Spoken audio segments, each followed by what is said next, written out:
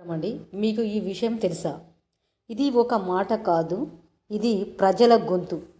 న్యాయం కోసం నిలబడే స్వరం, ధర్మం కోసం పోరాడేది దారి. వృద్ధులు భారం కాదు, వాళ్ళే మన సమాజానికి జీవంతమైన చరిత్ర. తల్లిదండ్రుల చెమటతోనే పిల్లల భవిష్యత్తు అనేది నిలబడుతుంది.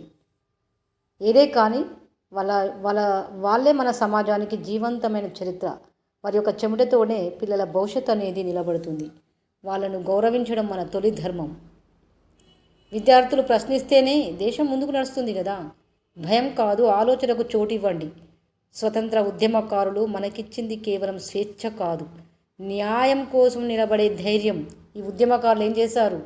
మనకిచ్చింది కేవలం స్వేచ్ఛ కాదు, న్యాయం కోసం నిలబడే ధైర్యం ఉండాలి అని మనకు స్వాతంత్రం ఇవ్వడం జరిగింది, స్వేచ్ఛ ఇవ్వడం జరిగింది.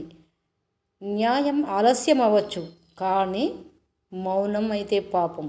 తప్పు చూసి మౌనం వహించడమే అతిపెద్ద అన్యాయం. ఎక్కడైతే తప్పు జరుగుతుందో అక్కడ ఆ తప్పును చూసి మనం మౌనంగా ఊహించడం అతిపెద్ద అన్యాయమే. కాబట్టి ఆ తప్పు చూసి మౌనం వహించకూడదు. అప్పుడే మనము న్యాయం అనేది అడగాలి. నీతి లేని రాజకీయాలు కాదు, రాజకీయాల్లో నీతి కావాలి. నీతి లేని రాజకీయాలు అని అంటారు. రాజకీయాల్లో నీతి కావాలి. ప్రజల గొంతే నా శక్తి, న్యాయం నా మాట, ధర్మం నా దారి. మీ యొక్క ప్రజా వాయిస్ రేణుక. తప్పకుండా ఈ వీడియో పెద్దలకు, విద్యార్థులకు, టెట్ డిఎస్సి రాసే అభ్యర్థులకు, ఎందుకంటే పెద్దలను గౌరవించాలనే ఉద్దేశంతో ఈ వీడియో చేయడం జరిగింది. తప్పకుండా ఒక నలుగురికి షేర్ చేయండి. మీకు కనుక ఇది నచ్చితే మీ యొక్క అభిప్రాయాన్ని కామెంట్ చేయండి. తప్పకుండా